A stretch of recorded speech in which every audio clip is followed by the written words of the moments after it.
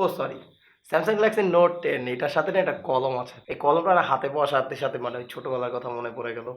এরকম যদি জিনিস দেখতাম, আরে বাবা রে বাবা, কি না কি জিনিস, মোবাইলের সাথে কলম। তো এই জিনিসটা হাতে আসার পরে না এই কলমটা দিয়ে অনেক কিছু করছি, স্বাক্ষর টাক্ষর করছি, অনেক কিছু করছি, মানে হাবি জাবি বহুত কিছু। তো এই ফোনটা আমার হাতে আসে, এই ফোনটা প্রিয়ন মার্কেট থেকে আসে। এই ফোনটা আপনারা অনেকেই আছেন যে এই ফোনটা নিতে চান। তো এই ফোনটা নেওয়াটা উচিত হবে কি হবে না সে ব্যাপারে আলোচনা করব। তো বলে রাখি প্রথমে, আমি আশিকুর রহমান, আর আমার চ্যানেল নাম হচ্ছে আশিকুর রহমান। আপনারা যারা এই রিলেটেড ভিডিও প্রতিদিন দেখতে চান, প্রতিনিয়ত দেখতে চান, তারা অবশ্যই চ্যানেল সাবস্ক্রাইব করবেন ও পাশে বেল বাটনটি প্রেস করে রাখবেন, যাতে আমি রেগুলার ভিডিও ছাড়লে সেই ভিডিওগুলো আপনাদের কাছে খুব দ্রুত চলে যায়। সো বেশি কথা বলছি না, চলে আসি মেন ভিডিওতে। সো প্রথমে যদি এর বিল কোয়ালিটি নিয়ে কথা বলি, ভাই বিল কোয়ালিটি হলো সামনে পিছনে গ্লাস আর পাশে ব্যবহার করেছে হলো অ্যালুমিনিয়ামের ফ্রেম। তো অ্যালুমিনিয়ামের ফ্রেম, সামনে পিছনে গ্লাস, অনেক প্রিমিয়াম ফোন ভাই, হাতে নিলেই বুঝতে পারবেন যে এটা কতটা প্রিমিয়াম। আর পোর্টস অ্যান্ড বাটন এভারেজ আছে, স্যামসাংয়ে যেগুলো থাকে সব বাম সাইডে, আমার এটা একবারে পছন্দ না। পাওয়ার বাটনটা অন্তত পক্ষে ডান সাইডে দরকার, মানে পাওয়ার বাটনটা ওই যে মানে ডানে খুঁজি আর কি, খোঁজা লাগে, হ্যাঁ।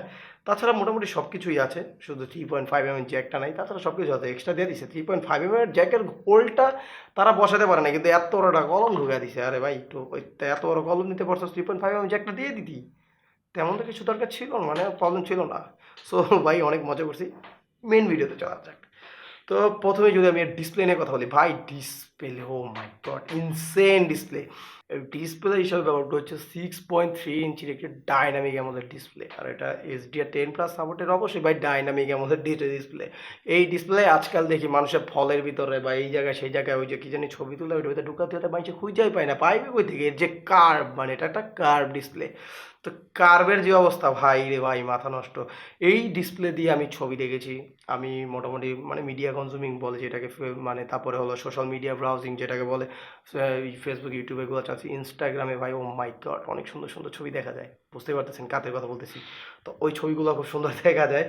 তারপরে টিকটক দেখেছি, টিকটক তো মাত্রাত্মক ভাই, ওই যে যে আপুরা মেকআপ মাইরা যে টিকটক করে না, সেগুলো খুব সুন্দর দেখা যায়। তো মোটামুটি মানে বুঝতে পারতেছেন কি বলতে চাইতেছি, ডিসপ্লেটা 10/10, হ্যাঁ। তারপরে বলি হলো এর ক্যামেরা, বা পারফরমেন্সে আসবো, সবসময় পারফরমেন্সটা মাঝখানে বলি, ক্যামেরাটা পরে বলি, তো আজকে ক্যামেরাটা আগে বলতেছি। এর ক্যামেরাটা মোটামুটি খুবই ভালো ছিল। এর পিছনে ব্যবহার করা হয়েছিল 3টি ক্যামেরা, আর এর সামনে ব্যবহার করছি একটি সিঙ্গেল সেলফি শুটার। পিছনের যে প্রাইমারি পিছনে ক্যামেরা দিয়ে শুরু করি, এর পিছনে ব্যবহার করেছে হলো একটি, এর প্রাইমারি ক্যামেরা হিসেবে ব্যবহার করেছে একটি 12 মেগাপিক্সেলের একটি 1.5 এপারচারের 27 mm একটি ওয়াইড লেন্স। তো মোটামুটি ভাই এটা অনেক ওয়াইড ছবি তুলে, আপনারা রেফারেন্স ইমেজগুলো দেখতে পারতেছেন।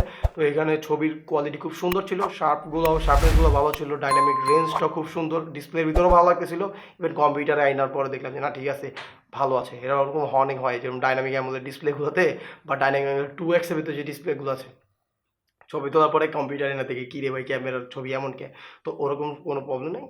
ছবিগুলোর কালারগুলো সব কিছু মোটামুটি সুন্দর ছিল। আর এর সেকেন্ডারি ক্যামেরা হিসেবে ব্যবহার করা হচ্ছে 12 মেগাপিক্সেলের আরও একটি ক্যামেরা, যার অ্যাপাচার হচ্ছে 2.2, আর এটি একটি 52 mm এর একটি টেলিফোটো লেন্স কি জুম লেন্স ভাই, ওই যে জুম কইরা মানে ওই যে পাশের বাড়ির কারো মানে গাছ আছে সেই গাছের ছবি তুলবেন বা এইখান থেকে তুলতে পারবেন। আমিও ট্রাই করেছি, কিন্তু আমার হাত অত ভালো না, তো তো অন্য জায়গায় চলে যায়। রেফারেন্স ছবি দিয়ে দিতেছি, রেফারেন্সের ভিতরে মোটামুটি দেখতেই পারতেছেন ছবিগুলো খুব সুন্দর, জুম করে ছবি তুললো না, শার্পনেস ভালো থাকে, ডাইনামিক রেঞ্জও ভালো আছে, ওভারঅল মোটামুটি সব কিছু ঠিক আছে, কালার ব্যালেন্সটাও ঠিক ছিল, অতিরিক্ত কোনো কিছু শিফট টিফট করতেছে না, মোটামুটি পারফেক্ট আছে।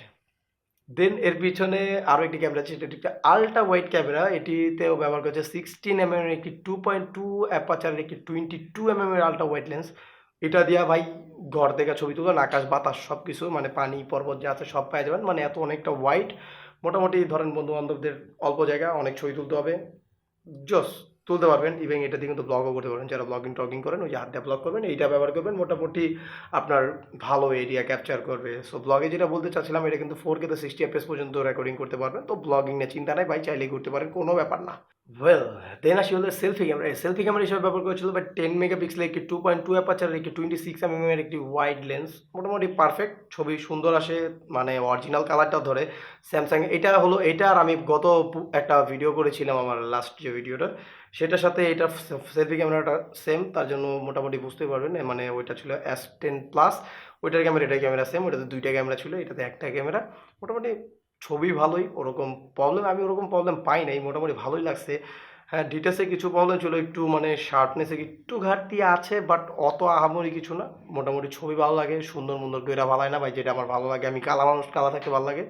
আর এর ছবি তুলে দিলাম, সুন্দর হয়ে গেলাম, লাভ নাই। রেফারেন্স অনেকগুলো ইমেজ দেওয়া আছে, আগেও দেওয়া ছিল, তো দেখতেই পারেন, অবশ্যই সমস্যা নাই।